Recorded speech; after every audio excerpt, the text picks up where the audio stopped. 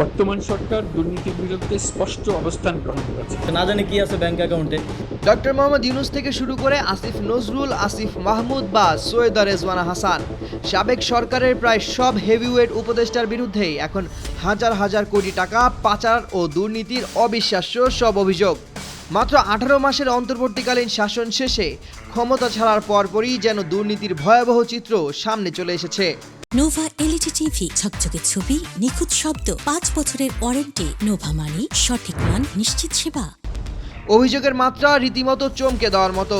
Doctor ইউনূসের বিরুদ্ধে 666 কোটি টাকার রাজস্ব মওকুফ, আসিফ মাহমুদের বিরুদ্ধে হাজার কোটি টাকার দুর্নীতি ও বিটকয়েন পাচার, আসিফ নজরুলের বিরুদ্ধে মামলা বাণিজ্যের মাধ্যমে 11,000 কোটি টাকা এবং রেজওয়ানা হাসানের বিরুদ্ধে 12,000 কোটি টাকা পাচারের চাঞ্চল্যকর অভিযোগ জমা পড়েছে দুদকে। এরই মধ্যে আসিফ মাহমুদ ও রেজওয়ানা হাসান সহ 4 জনের ব্যাংক হিসাব তলব করেছে বিএফআইইউ। প্রশ্ন উঠেছে, আগের তত্ত্বাবধায়ক সরকারের চেয়ে বিদায়ী অন্তর্বর্তী সরকারের বিরুদ্ধে হঠাৎ এত অভিযোগ কেন? বিশ্লেষকদের একাংশ মনে করছেন, শীর্ষ পর্যায় থেকে ক্ষমতার অপব্যবহার শুরু হলে পুরো কাঠামোতেই তার প্রভাব পড়ে।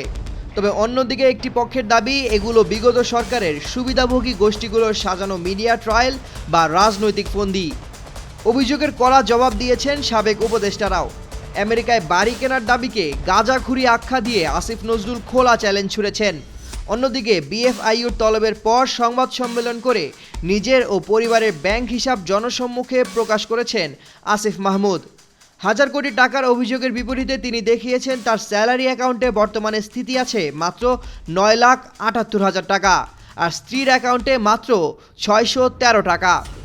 আসিফের দাবি, সিটি কর্পোরেশন নির্বাচনের গুঞ্জন উঠতেই একটি মহল তাকে রাজনৈতিকভাবে ঘায়েল করতে এই রহস্য ও ভিত্তিহীন অপপ্রচার ছড়াচ্ছে। টিআইবির মতে কেউ আইনের ঊর্ধ্বে নয়। অভিযোগগুলো সত্য হলে তা জাতির সাথে চরম বিশ্বাসঘাতকতা, আর ভিত্তিহীন হলে এটি রাজনৈতিক শিষ্টাচারহীনতার এক নোংরা দৃষ্টান্ত। সুষ্ঠু তদন্তের মাধ্যমেই কেবল এই বিশাল ধোঁয়াশার অবসান সম্ভব বলে মনে করছেন বিশ্লেষকরা।